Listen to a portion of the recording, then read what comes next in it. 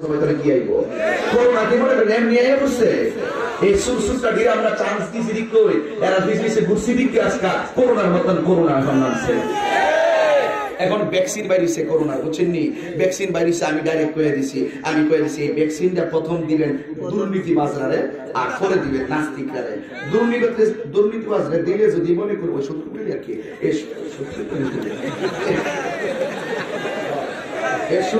দিবেন কষ্ট নেই না এই দুর্নীতিবাজ তো সত্যি তো দুর্নীতিবাজ এই দুর্নীতিবাজ তখন ভ্যাকসিনটা দিবেন দেওয়ার পরে দেখেন মরে জায়গা মনে করবেন দেশ নিরাপদ আর যদি হ্যাঁ বাচ্চাটা হ্যাঁ তাহলে ভ্যাকসিনটা নিরাপদ আমরা নিব কথা ঠিক না আমার কথা ফাইনাল কথা বলিস না কথা বল ঠিক না এই জন্য রাগ করে লাভ নাই ভ্যাকসিন দিবা প্রথম দুর্নীতি বা সুৎকুটিরে এরপরে নাস্তিক কে হাতে মরে গেলে দেশ নিরাপদ আর হে বাচ্চা থাকলে ভ্যাকসিন নিরাপদ কথা ঠিক না বেটে এই জন্য যুবক কোন লোকেরা বলে মুসা কালিমুল্লাহকে আমার আল্লাহ বলেন এই লোকটারে বের করে দেন বের করে দিলে মুসলমানদের দৃষ্টি নামিয়ে দিবেন কে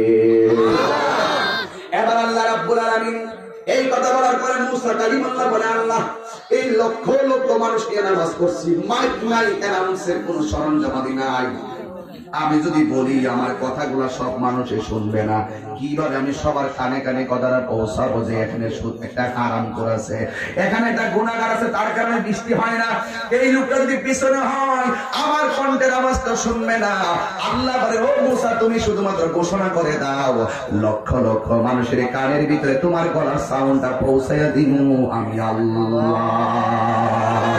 আল্লাহু লা ইলাহা ইল্লা হুয়াল হাইয়ুল কাইয়্যুম আল্লাহ ছিলেন আল্লাহ সর্বনিয়ম ঠিক নিয়ম তার কথা বলেন ঠিক কিনা আল্লাহ চিরঞ্জীব যিনি ছিলেন যিনি আছেন যিনি থাকবেন তিনি কে কুল্লু মান আলাইহা ফানি ওয়া ইয়াবকা ওয়াজহু রাব্বিকা যুল জালালি ওয়াল ইকরাম সব ধ্বংস হয়ে যাবে একজন থাকবেন জবান খুলে বলুন তিনি কে মুসাল্লি বলে ইয়া আইয়ুহাল মুসাল্লিনাল হাজিরুন হে মুসল্লিয়ানে কারাম আল্লাহ কেন বৃষ্টি দেয় না তার কারণ আছে কয় কেন আমাদের মসজিদের ভিতরে মুসল্লিদের ভিতরে সমাজের ভিতরে এমন একটা গুনাহগার আছে 40 বছর পর্যন্ত এমন কোন গুনাহ নাই লোকটা করে নাই তার কারণে আমার আল্লাহ বেজার হয়ে গেছে এক লোকে ডাক দিয়ে কয় হুজুর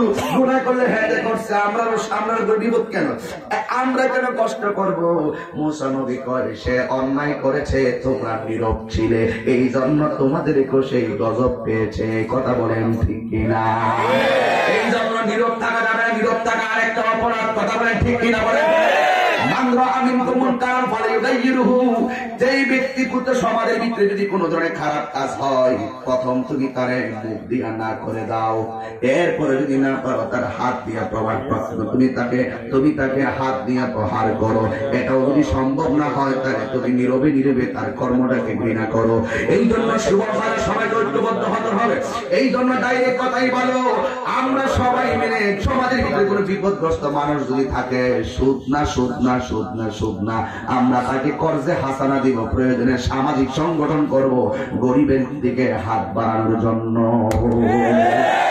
আমরা সামাজিক কমিটি করব গরিবের পাশে দাঁড়ানোর জন্য একটা মেয়ের বিয়ে হয় না আমরা সামাজিক ভাবে তাকে আমরা সহযোগিতা করবো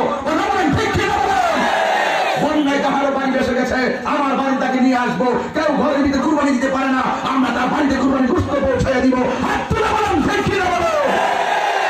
আমরা যুবকরাই পারবো ইনশাল্লাহ ভবিষ্যৎ প্রজন্ম ইনশাল্লাহ হারে হারে সমাজকে সুন্দর করার জন্য আমরা ঐক্যবদ্ধভাবে কাজ করতে বদ্ধপরিকর কথা বলেন ঠিক না ঠিক এই জন্য মুসা নবী বলে তুই বাইরিয়া যা এখন মুসা নবী বলছে তুই বাইরিয়া যা কিন্তু লোকটা তো আর বের হয় না কি করব লোকটা তো এখানে আছে একজন আরেকজনের দিকে তাকাই এই লোকটারই কয় না ওই লোকটারই কয় না অনেকে শুধু কুসুর মুসুর উঠে গেছে কিন্তু বন্ধুরে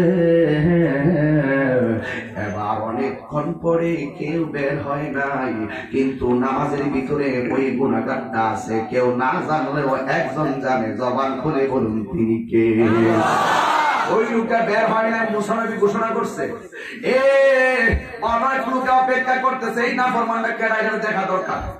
এই নাফরমানটার কারণে আমাদের পশু পাখিগুলা পানির অভাবে মারা যাইতেছে, আমরা খাইতে পারি না। ইন টাইমে ওই মুহূর্তে ওই লোকটা বের হয় নাই। বন্ধুরে ওই লোকটা যদিও বের হয় নাই, ওই লোকটা বের হইবার আগে আমার আল্লাহ ওই মজলিসের ভিতরে মুষলধারে বৃষ্টি নাজিল করে দিছে। মুসা নবী উম্মতের কাছে ধরা খায়া গেল। এক উম্মত ডাক দিয়া কই, মুসা নবী গো, আপনি বলছেন নামাজীদের ভিতরে কই অপরাধীরা আছে, এখন আপনি বলছেন লোকটা বের হলে বৃষ্টি নাজিল হবে, লোকটা কি বের হয় না, বৃষ্টি নাজিল হয়ে গেছে, আপনি কি আমাদের সঙ্গে 2 নম্বরই করছেন কিনা? এই কথা বলার পরে মুসা নবী ডাইরেক্ট আল্লাহরে ডাক দিয়ে, আল্লাহ তুমি কি আমারে উম্মতের মাঝে লজ্জা দিলা নাকি? তুমি বললা এই মজলিসের ভিতরে এই নামাজীদের ভিতরে ওই পাপীটা আছে, যেই পাপীটা 40 বছরের ভিতরে শুধুমাত্র অন্যায় অত্যাচার করতো, এর দিকে রাগ কইরা তুমি আল্লাহ সমাজের ভিতরে বৃষ্টি দেওয়া বন্ধ করে দিছো। এখন ওই লোকটা মজলিস থেকে বের হয় না, ওই লোকটা মজলিস থেকে যায় না, না যাওয়ার আগে তুমি বৃষ্টি নাজিল করে দিছো। এখন সবাই তো আমার চোখ মনে করতেছে। আল্লাহ ডাক দিয়ে করে, মুসা ও মুসা রে, শুন শুন শুন শুন, এই লোকটা নামাজের ভিতরে ছিল, আমি তুই যখন বলছস লোকটা বের হয়ে যাওয়ার জন্য, ওই লোকটা নামাজের ভিতরে থেকে 2টা হাত না তুলে এমন ভাবে আমার কাছে আকুতি মিনতি কইরা আল্লাহরে ডাক দিয়ে আমারে ডাক দিয়ে কইছে, আল্লাহ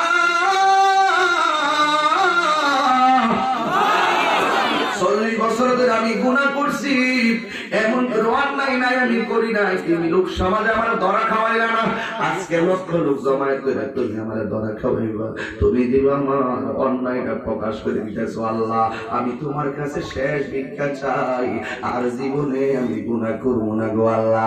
আল্লাহ ডাক দিয়ে কয়, মুসা ওই লোকটা মজলিসের ভিতরে এমন একটা চোখের পানি ফালাইছে, তার একটা ফোঁটা চোখের পানি আমি আল্লাহর কাছে মহাসাগরের মতো মনে হয়েছে। এই জন্য আমি আল্লাহ তার তওবাটা কবুল করে বানাইছি। 40 বছরের নিয়মিত গুনাহগার এই লোকটা যখন মজলিসে আসছে, আয়েশা নীরবে নীরবে আমি আল্লাহর কাছে যখন তওবা করে ক্ষমা চেয়েছে, আমি আল্লাহর রহমতের দুনিয়ায় একটা জোশ মেরে উঠেছে। দুনিয়ার পুলিশ প্রশাসন অপরাধীকে খুঁজে সাজা দেওয়ার জন্য, আর আমি আল্লাহ অপরাধীকে খুঁজি গুনাহ মাফ করে দেওয়ার জন্য।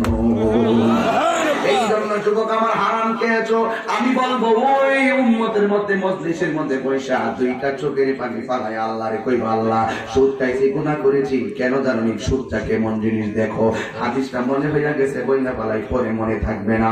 আমার নবী বলে, আমি একদিন ঘুমাইলাম, ঘুমের করে আমার কাছে 2টা ফেরেশতা আসলো, আয়েশা ডাক দিয়ে কই, নবী গো আমার সঙ্গে চলেন। এবার আমি চললাম, চলতে চলতে যখন আমি সামনে গেলাম, যাইয়া দেখলাম রক্তের একটা নদী দেখা যায়। জোরে কি সুবহানাল্লাহ বলবেন? কিসের নদী? কথা কেন কিসের নদী? জীবনে রক্তের নদী দেখছেননি? জীবনে রক্তের নদী দেখেন নাই? রক্তের নদী। স্টেজের অবস্থা ভালো না হইলে আস্তে আস্তে কিছু লোক নামাই দিবেন, আর আমি তো বেশি লড়তাছি না, কিনলে এটা একটু এগিয়ে টানতাছি, আর স্টেজ যদি বাইঙ্গা করি তো আমার আগে বানিয়েছো না, এই স্টেজ বাইঙ্গা লইয়া বললে সারা বিশ্ব কাইপে উঠবো, তাহিরি বাইঙ্গা লইয়া বলছে, এমনিতে তাহিরি যন্ত্রণার শেষ নাই। কথা কোন নাকি ঘরে জ্বালা বাইরে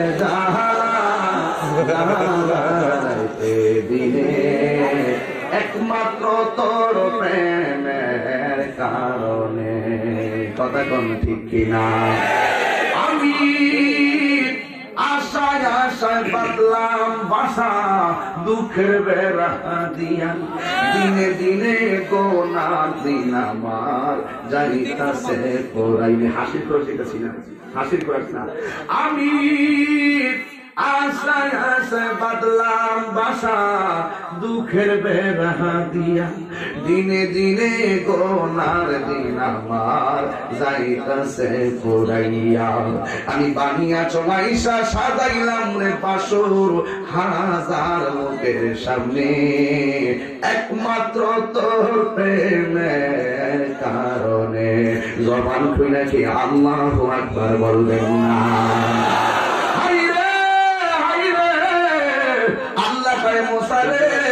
এই লোকটার মনের খবর হাজার লোক জানে না, আপনারা বলেন কেউ যে মনের খবর জানে না, একজন তার মনের খবর জানে, তিনি কে?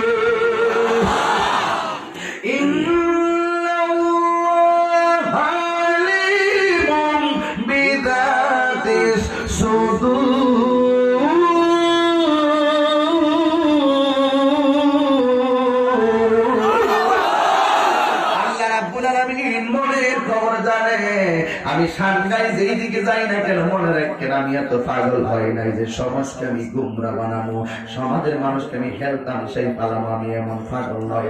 আমি যেখানে যেইভাবে কথা বলা প্রয়োজন আমি সেইটাই বলার চেষ্টা করি, যেই টাইমে যেই কথা বলা দরকার।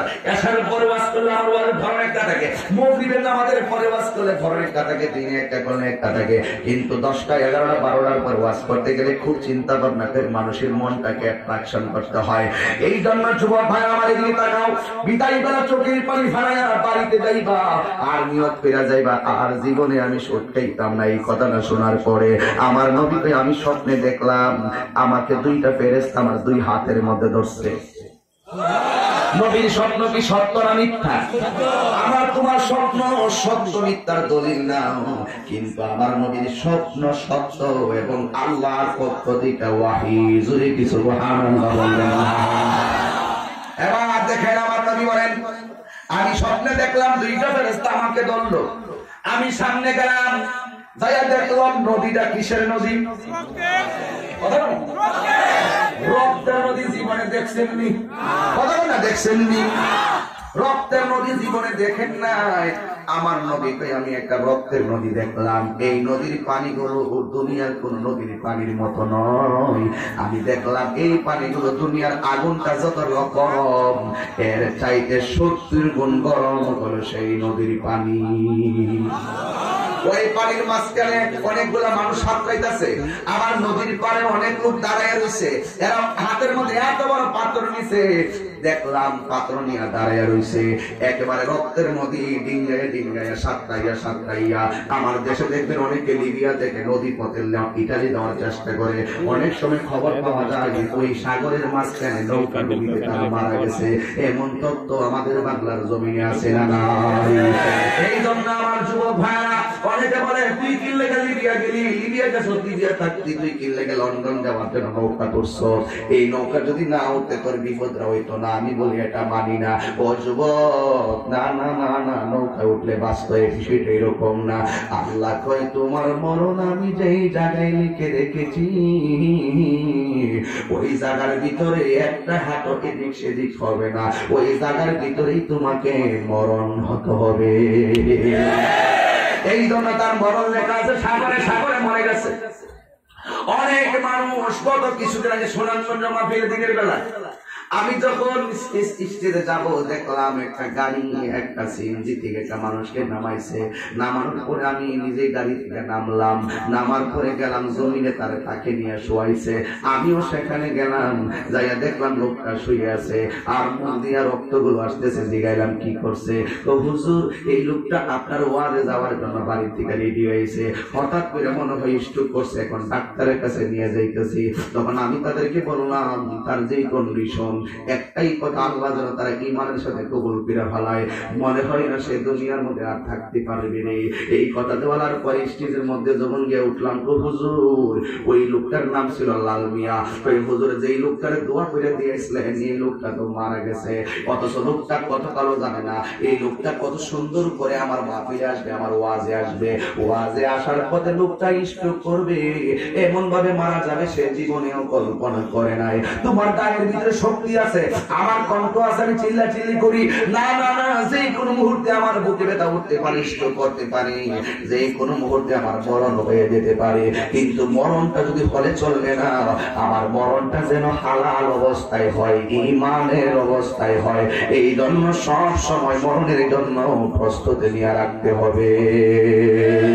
আগের মতো চোখে আমি দেখি না তেমন, চোখ জানি হইয়া গেছে কেমনের কেমন, আগের মতো চোখে আমি দেখি না তেমন, চোখ জানি হইয়া গেছে কেমনের কেমন, কেউ বুঝে না চোখে আমার কি হয়েছে, আমি বলি আমার মরার চিঠি এসেছে, বলো আমি বলি আমার মরার চিঠি এসেছে, আমার আগের মতো গায়ে শক্তি পাই না তেমন, শক্তি যেন হইয়া গেছে কেমনের কেমন, আগের মতো গায়ে শক্তি পাই না তেমন, শরীর জানে হইয়া গেছে কেমনের কেমন, কেউ বোঝে না গায়ে আমার কি হয়েছে, আমি বলি আমার মরার চিঠি এসেছে, একটা জবানও বন্ধ রাখবেন না, চিৎকার মেরে বলুন আল্লাহু আকবার। হায়রে সুন্দরপুরের মানুষ, কিভাবে বললে দিল নরম হবে, কিভাবে কথা বললে আজকে দিকে হাম ছেড়ে দিবেন আমি জানি না, তবে একটা কথা বলবো, নিঃশ্বাসেরই কোনো বিশ্বাস নাই, কথা বলেন ঠিক কিনা বলেন। আবার আমার নদী বলে আমি একটা রক্তের নদী দেখেছি, রক্তের নদীর মাঝখানে লোকটা সাতলাইয়া কিনারে আসতেছে, কিন্তু যখন দেখলাম মানুষগুলো কিনারের মধ্যে আসে, তখন উপরে যে মানুষটা পাথর নিয়ে দাঁড়িয়ে রয়েছে, এমন জোরে তাদের মাথার মধ্যে একটা পাথর দিয়া গিরি মারে, আবার নদীর মাঝখানে তারা চলে যায়, এইভাবে তারা ওই রক্তের নদীর ভিতরে আগুনের মতন গরম পানিতে তারা হাবুডুবু খাইতেছে। আমার নবী ডাক দিয়া কয়, ও ফেরেশতারা রে, এরা কারা এমন ভাবে রক্তের নদীর মধ্যে তাদেরকে শাস্তি দিতেছে? ওই ফেরেশতারা ডাক দিয়ে কই, নবী গো, এদেরকে চিনেন না, এরা হইল দুনিয়ার সুদখোরের দল। এখন সিদ্ধান্ত আজকে গ্রহণ করেন, আমরা কি সুদ খাবো না হালাল খাবো? সুদ কখনো খাওয়া যাবে? আপনি ব্যাংকের ভিতরে 10 লাখ টাকা ফলাইয়া গেছেন, কিন্তু দেখা গেল আপনি মারা যাওয়ার পরে সুদের কারণে শাস্তি ভোগ করতেছেন, আর আপনার সন্তান সেই টাকা তুলে 3 বেলা করে খাইতেছে। এ আমার আব্বা, সন্তান ভূমিষ্ঠ হওয়ার সময় তোমার উপরে 2টা অধিকার আছে। কয়টা? 2টা। সারা জীবন বয়ান করছি সন্তানের প্রতি মা বাবার কি দায়িত্ব, এখন একটু বয়ান করবো উল্টা, সন্তানের প্রতি বাবা মার কি দায়িত্ব। শুনেন শুনেন, সন্তানের প্রতি মা বাবার কি দায়িত্ব শুনো। সন্তান যখন ভূমিষ্ঠ হয়, বাবার কাছে মায়ের কাছে সন্তানের 2টা দায়িত্ব। 1 নম্বর দায়িত্ব, মা বাবা যেন সন্তানটারে দিন শিক্ষা দেয়। জোরে কি সুবহানাল্লাহ বলবেন না? মা বাবা সন্তানকে সুশিক্ষা দেয়, এলেম শিক্ষা দেয়, ইসলামের নিয়ম নীতি শিক্ষা দেয়, ধর্মীয় শিক্ষা দেয়। এটা হলো সন্তান ছোটবেলা মায়ের কাছে দাবি। এখন বলবেন, ও তাহিনী হুজুর, সন্তান আর একটা দাবি কি বলে দেন? আর একটা দাবি হলো সন্তান মা বাবার কাছে দাবি করে, আম্মা ও আব্বা, আমি ছোট, আমার কোনো ক্ষমতা নাই, কিন্তু ছোটবেলা থেকে আমাকে মৃত্যুর আগ পর্যন্ত একটা নামে আমার ডাকবে। ও আম্মা আব্বা, তোমার কাছে আমার প্রথম দাবি হলো তোমরা আমার সুন্দর একটা নাম রাখবে। কি রাখবে? কি রাখবে? আজকে আমরা এদিকে দাঁড়ি না, সন্তানের নাম রাখে উল্টা পাল্টা। এই যুবক মনে করেন না, এই আমার গার্জিয়ান মনে করেন না, আপনি নামাজ পড়েন না, সন্তানও নামাজ পড়ে না, হাসরের মাঠে বুঝে আপনি অভিভাবক হিসেবে বাচ্চা যাইবেন না। না না না, অভিভাবক হিসাবে আপনি বাঁচতে পারবেন না গো। ওই সন্তানকে যখন আল্লাহ বলবে তুই নামাজ পড়লি না কেন, সন্তান সেদিন মামলা দায়ের করবা, আমার আব্বা বলে নাই তুই হারাম খাইলে কেন? আমি হারাম খাই নাই, আমার আব্বা খাওয়ানো শিখাইছে।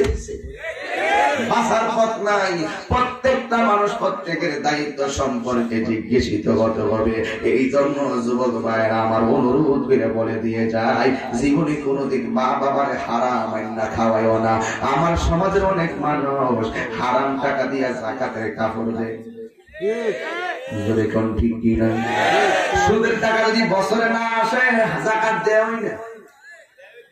যাই দে, অনেক মানুষ আছে যাই যাকাতের কাপড় দে, শুধুমাত্র হারাম টাকা দিয়ে দেওয়ার চেষ্টা করে, হালাল টাকা দিয়ে যাকাতের কাপড় দেয় না। এও আবার পাতলা কাপড় দিয়ে দেয়, একবার পরলে দ্বিতীয়বার লুসুন হয়ে যায়, পাক ঘরের কাপড় হয়ে যায়। কথা বলেন ঠিক না? আবার কিছু কিছু বড় লোক আছে মাইক দিয়ে ঘোষণা করে একটি বিশেষ বিজ্ঞপ্তি, এমুক গ্রামের এমুক সাপ জাকাতের কাপড় দিব সকাল 9টায়। এবার বহুত তো কাপড় নিতে আইসা ভাইয়ের তোলে হইয়া বহুত জাকাত নেওয়ালা মারা গেছে। আমি তো মনে করি এই ক্ষেত্রে যে কাপড় বিতরণ করবো তার মারার ক্ষেত্রে মামলা দেওয়ার দরকার। ঠিক কিনা বলেন? তুই কিসের জাকাত দেবেন রে? এই তুই কি খাওয়ালা? কে সুদ কর? মিষ্টা সুদ কর? কিসের টাকা? সবই কমো বাহ আল্লাহ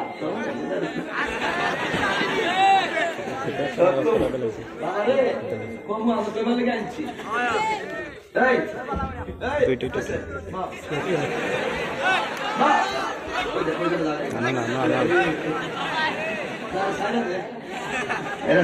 কেউ খারাপ লাগতেছো?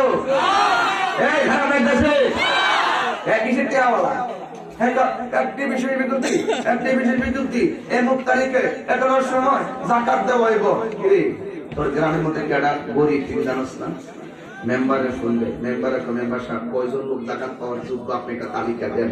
তুমি যদি সত্যিকার উমরের চরিত্রের মানুষ হইতা, ওই মানুষটা যখন জাকাতের কাপড় নিতে আসে সে তখন কাপড়টা পরতে লজ্জা বোধ করে, মানুষে বলবে এটা জাকাতের কাপড়। আর ওই লোকটা লিস্ট নিয়ে যখন বাড়ি হযরত উমরের মধ্যে নিয়ে পৌঁছাইয়া দিতা, সকালবেলা সে কাপড়টা পরলে নিজের মানে আনন্দ থাকতো, হাজার মানুষ মনে করতো এই মানুষটা নিজের টাকা দিয়ে কাপড় কিনে দিতে হয়েছে। টাকাওয়ালা কুরবানিও দেন না। সাবধান করে দিলাম, উমরের চরিত্র আনেন নিজের মাঝে। সবাই অবগত হবে না কেউ আমার একটা হুজুর এত গরম কি লেগে আছে। আমি গরম কি লেগে কইছে জানেন নিও কি লেগে শুনতে কইলে নবীদের মধ্যে সব নবী গরম ছিল না, মুসা নবী গরম আছিল। আবার সাহাবাদের মধ্যে সব সমান না। আবু বকরের সামনে যদি কইছে নবীর গালি দিচ্ছে, আবু বকর সিদ্দিক রাদিয়াল্লাহু আনহু বলছেন তুমি কে লেগে গালি দাও? তুমি কি হাসন মারতে বই করো না? তুমি এটা করবে না। আর উমরের সামনে যদি কইছে নবীর গালি দিচ্ছে, উমর পেয়ে গালি দিলে কি লেগা কুস্তিকা তলোয়ারটা বাইর করে নিজের বাবার কল্লার একটা বাড়ি দিচ্ছে। এটা হলো উমর। কথা বলি না বেশি? আর আমি 70 জমা দিয়া চলব। এই 70 কারণে আমার গ্রামের ভিতরে কত প্রবলেম আপনি জানেন? আজকে কর্জে হাসানা মানুষকে বিপদের কালে যে দান করার যে একটা দান করার প্রবণতা ছিল সেই জিনিসটাও কমে গেছে এবং পারস্পরিক ঘেঁষাঘেঁষি বেড়ে গেছে। এই সুদের কারণে সমাজে অশান্তি সৃষ্টি হচ্ছে। কথা বলেন ঠিক না বেঠিক? আজকে দিকে সুদ চলবে না, বন্ধ হবে। বেঁচে থেকে অযথা বিদ্যা শিখে যদি না করতে পারি সুদ মুক্ত সমাজটাকে, কি হবে আলেম হয়ে ইমাম সাহেব সমাজেতে যদি না কথা উচ্চ সুরে না বলিতে, চাকরি বই করো যদি ছেড়ে দাও না গদি, চাকরি বই করো যদি ছেড়ে দাও না গদি, কি হবে ধোঁকা দিয়ে আল্লাহকে, কি হবে বেঁচে থেকে অযথা বিদ্যা শিখে যদি না করতে পারি সুদ মুক্ত সমাজটাকে। কথা বলেন ঠিক কিনা? কি হবে আকাশ ছোঁয়া বিলাসবহুল বাড়ি গাড়ি না খেয়ে কত মানুষ পরপারে দিচ্ছে বলে। কি হবে আকাশ ছোঁয়া বিলাসবহুল বাড়ি গাড়ি না খেয়ে কত মানুষ পরপারে দিচ্ছে পারি। আজরাইল আসবে যবে মাটিতে পড়ে রবে, আজরাইল আসবে যবে মাটিতে পড়ে রবে, কোনো কাজে লাগবে না তোর বিল্ডিংটাকে। কি হবে বেঁচে থেকে অযথা বিদ্যা শিখে যদি না করতে পারি সুদ মুক্ত সমাজটাকে। কথা বলেন ঠিক কিনা? এই জন্য আজকে দিকে বলো সত্যি চলবে না, বন্ধ হবে। আমার মা বন্ধুদেরকে বলি, মা স্বামীর সম্পদ তোমার কাছে হারাম বানানোর পলিসি ব্যাংক নয়। স্বামীর সম্পদ স্বামীর টাকাটা তোমার কাছে আমানত। তোমার জিনিসগুলা বন্ধক রেখে রেখে বিভিন্ন সময় বিভিন্ন টাকা আনো, এই সমস্ত বিষয়গুলা বাদ দিয়া দাও। খবরদার তোমাদেরকে আল্লাহ বলেছেন পর্দা করার জন্য, তোমাদেরকে আল্লাহ বলেছেন চোখটাকে হেফাজত করার জন্য, অন্তরটাকে শুদ্ধ করার জন্য। একটা কথা মনে রাখবেন, আমার মা বোন যদি সঠিক হয়ে যায়, তার পেট থেকে যে সন্তানটা বের হবে এই সন্তানটা বাইরের বুস্তানির মতন আল্লাহ হতে পারে কি পারে না?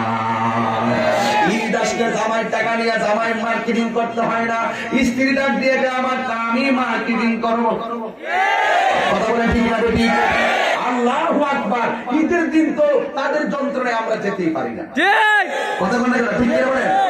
হুজুর গাউসে আব্দুল কাদের জিলানী তার স্ত্রী হুজুর আব্দুল কাদের জিলানী রহমাতুল্লাহ আলাইহি বাবা আবু সালেম মুসা জঙ্গির স্ত্রী যখন তার পেটের মধ্যে বাচ্চা ছিল, ওই বাচ্চা থাকা অবস্থায় উঠানের মধ্যে একটা তার কাপড় লাড়া ছিল।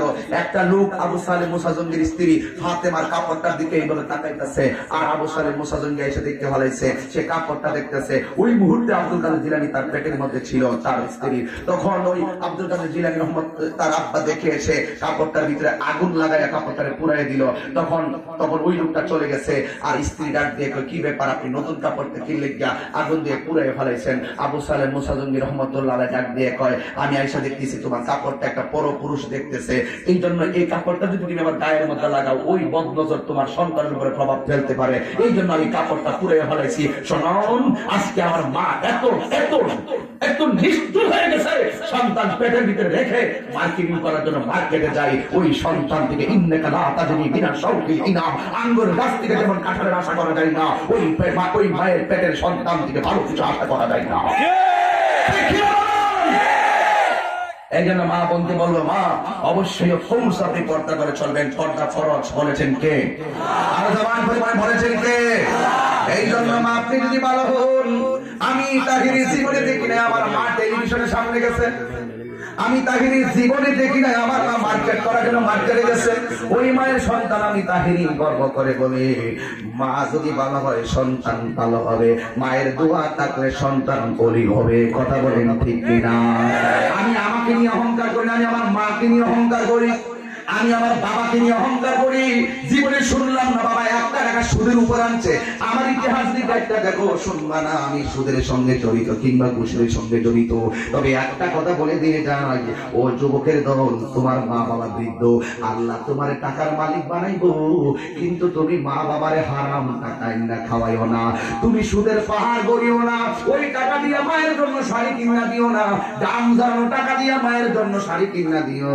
এই মাটা শাড়ি যখন আল্লাহর কাছে দোয়া করবো, আল্লাহ আমার সন্তানটারে তুমি সুলতানুল আরিফিন বানাইয়া দাও, দেখবা অটোমেটিক্যালি ওই সন্তান সুলতানুল আরিফিন হয়ে গেছে। এই জন্য জীবনে যদি আপনি বাবা একটা অনুরোধ করি, হারাম তো খাবোই না, বরং সংসারটাকে সুন্দর করার জন্য হালাল খাবো, প্রয়োজনে কাজ করে খাবো, শুটকির ভর্তা দিয়ে খাবো, আমার পোলাও কোনো দরকার নাই, হালাল গাছতলায় বৈশা খাইলেও আরাম, আর হারাম 10 তলা বিল্ডিং এ বৈশা খাইলে অশান্তি। কথা বলেন ঠিক কিনা? ঠিক এমন ভাবে যুবক আমার তোমাদেরকে বিদায় বেলায় বলে দিয়ে ওই কথাটা বলে যাব, আজকে বাড়ির মধ্যে যাইবা কিন্তু কোনোদিন মা বাবার মনে কষ্ট দিবা না। একটা পায়ের মধ্যে হাত দিয়ে বলি, জীবনে কোনোদিন মা বাবার কষ্ট দিবা না। মা বাবার কষ্ট দিয়া ইচ্ছাপদের কাছে মুড়ি ধরিয়া তুমি আব্বা আব্বা করবা, বন্তালার পিসাব পেল, তোর মতো মুড়ি দেওয়ার দরকার নাই, কারণ মা বাবা খুশি থাকলে একজন খুশি, জবান খুলে বলুন তিনি কে?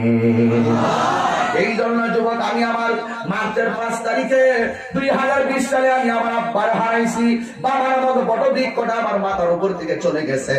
যেই দিন থেকে চলে গেছে আমি পাগলের মতো ওয়াজ করি, যেই দিন থেকে চলে গেছে আমি অশান্তির মতো ঘোরাফেরা করি। কারণ বাবারা যদিও পুরা হইতো, ঘরের কোনার মধ্যে যদি বাপটা গোল হইয়া ফিরা রয়েছে, সারাদিন বের হয় নাই, কিন্তু ঘরটা একদম ভরপুর ভরপুর মনে হয়েছে। আর এই গোড়া বাপটা যার ঘরে নাই, এই ঘরটা অসহায়ের মতো দেখা যায়। আমার আব্বা নাই, আমি ঘরের ভিতরে গেলে আমার আব্বার দরজাটা দেখি, আমার আব্বার খাট দেখি, আমার আব্বার চাদর দেখি, এইগুলা যখন দেখি আমার হৃদয়টারে আর বানাইতে পারি না রে বন্ধু। ও যুবক খবরদার, জীবনে কোনোদিন মা বাবারে কষ্ট দিও না, মা বাবারে কোনোদিন দুঃখ দিও না। এই শীতের মধ্যে তুমি শীতের জামা গায়ের মধ্যে লাগায় আরামে বসে আছো, একটা বার ফোন দিয়া খবর নাও গ্রামের বাড়িতে তোমার আম্মার গায়ের মধ্যে কেটি গান আছে, খাটি গান আছে নি, তোমার আব্বার আম্মার গায়ের মধ্যে শীতের জামা আছে নি, তুমি ওই 2 তলা বিল্ডিং এর উপরে তুমি কম্বল দিয়া ঘুমাইতেছো, একটা বার মার খবর নাও। তোমার মা শীতের কম্বল গায়ের মধ্যে দিয়েছিনি নাকি তোমার বউয়ে সানসেটের উপরে 8টা কম্বল সাজাইয়া তৈরি রাখছে, তোমার মার দেয় না। এইগুলা যেন না হইলে বন্ধু, মার দোয়া থাকলে সন্তান অলি হতে পারে, মার দোয়া থাকলে সন্তান গাছতলায়ও শান্তি পেতে পারে। এই জন্য আমার বন্ধুরে আমার, আজকে সুন্দরপুরে সুন্দরবনের মানুষগুলো আজকে যারা এত গভীর ওজুরিতে বসে আছেন, আমি তো বলেছিলাম 1 ঘন্টার ভিতরে বয়ানটা শেষ করে চলে যাব, যেহেতু আমি অনেক দূরে যাব তারপর আমি কিছু কথা বলতেই হয়। একটা কথা বলি, আজকে থেকে ওয়াদা করো জীবনে আর সুখ খাইতাম না। মা বোনকে বলবো, মা তুমি বেপরদায় চলিও না, মা গো মা তুমি বেপরদায় চলিও না। ও যুবকের দল, তোমার কাছে আমার কষ্ট বলো, জীবনে কোনোদিন মা বাবারে কষ্ট দিও না। বাবারে আমি 10 মাস আগে কবরের মধ্যে শোয়াই দিছি, বাবার দাড়িগুলা এমন ভাবে হাতায়া হাতায়া কবরে শোয়াই দিয়াইলাম। এই যে 10টা মাস হইয়া গেল, কত মানুষের চেহারায় আমি দেখেছি, কিন্তু বাবার মতো আমি কাউকে দেখি না, বাবার মতো আমি দেখি না।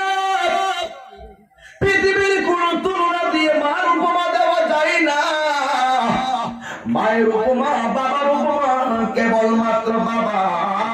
আমি ঘরে গেলে যখন বাবার দরজা দেখে আমার বাবার কথা মনে হয়, আমার ভালো লাগে না, অশান্তি অশান্তি লাগে। তাই তো কবির ভাষায় এইভাবে আমার কথাগুলো বেশি এসেছে।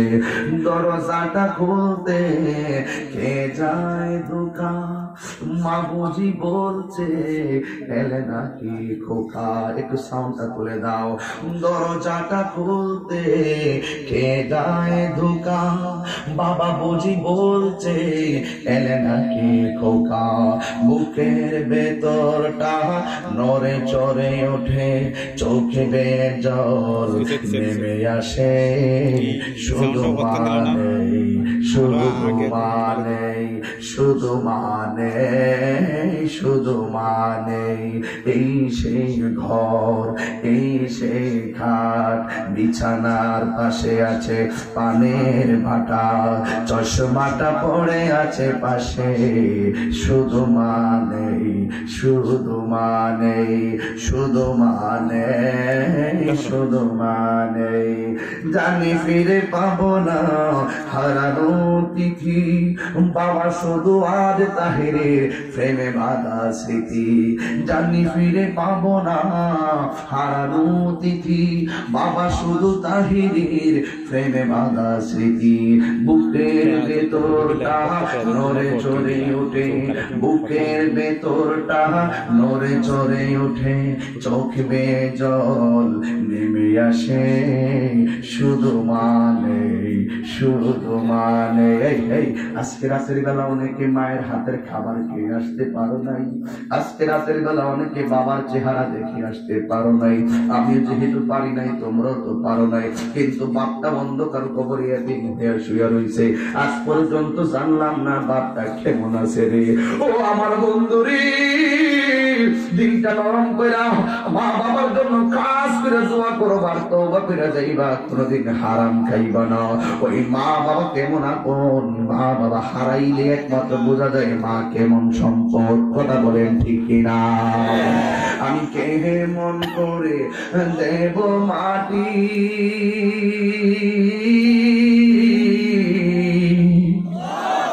আমি কেমন করে দেব মাটি তোমার গহবরে, মা তুমি আমার আগে যেও না গো মরে, মা তুমি আমার আগে যেও না গো মরে। যখন রাত্রি নিঝুম নেই চোখে ঘুম, একলা শূন্য ঘরে তোমায় মনে পড়ে মাগো, তোমায় মনে পড়ে। তোর মনে নাই কিন্তু, তোর মনে নাই।